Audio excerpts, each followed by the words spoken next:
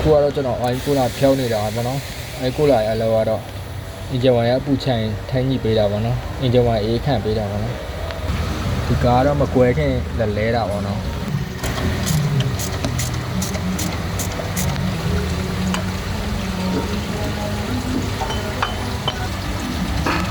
ဘယ်လိုကွဲတာလဲဆိုတော့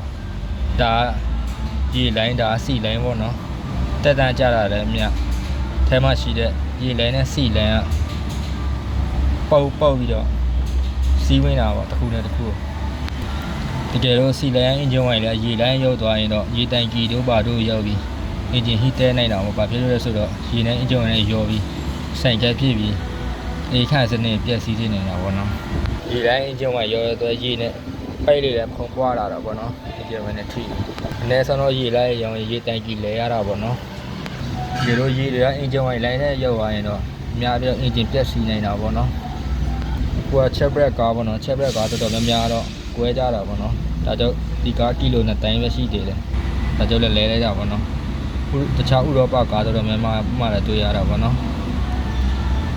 ဒီကားတော့ကိုလဲကီလို4000ဆိုရင်မှန်လဲပေးသေးတာပေါ့နော်အမျိုးအစားကောင်းတဲ့ကားကုမ္ပဏီကထုတ်တတ်မှတ်ထားတဲ့ကိုလဲသုံးသေးတာပေါ့နော်